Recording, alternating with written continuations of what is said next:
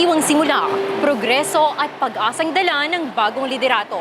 Yan ang nangibabaw dito sa isinagawang panunumpa ng mga bagong halal na lider estudyante dito sa dibisyon ng Gapan City na may tema, Embracing the Challenge, Division Oath-Taking Ceremony para sa taong panuruan 2025-2026. Sa pangunguna ni Schools Division Superintendent Dr. Enrique E. Angeles Jr. at Gapan City Vice Mayor Max Pascual, formal na itinalaga ang mga bagong halal na opisyal ng Supreme Elementary Learner Government o SELG at Supreme Secondary Learner Government o SSLG.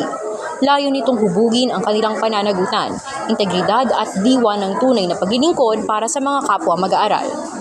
Bahagi rin ng okasyong ito ang pagsulong ng pagkakaisa at pagtutulungan ng mga lider estudyante mula sa iba't ibang paaralan. Sa isang panayam kay Gapan City Vice Mayor Max Pascual, kanyang ibinahagi ang isang mahalagang mensahe para sa mga bagong halal na lider estudyante. Ang pinaka-importante para sa akin yung sipag. Kasi ang sipag para sa atin, iba-iba kasi tayo ng pinanghugutan nun eh. Kaya ang importante na matutunan natin, hindi lang bilang bata, pero bilang matatanda na din, saan natin huhugutin yung sipag na yun.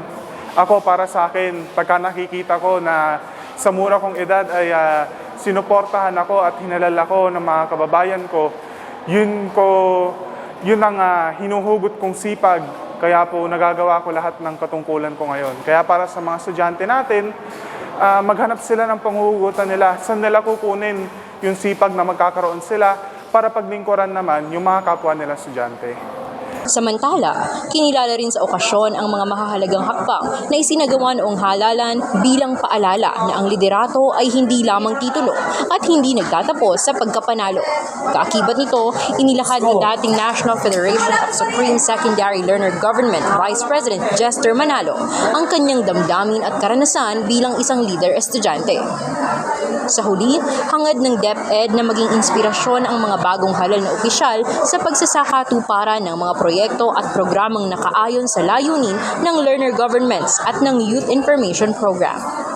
Sa likod ng panunumpang ito ay ang pag-asa na ito ay humubog ng aktibo, tapat at mapanagutang mga lider estudyante rito sa lungsod ng Gapan.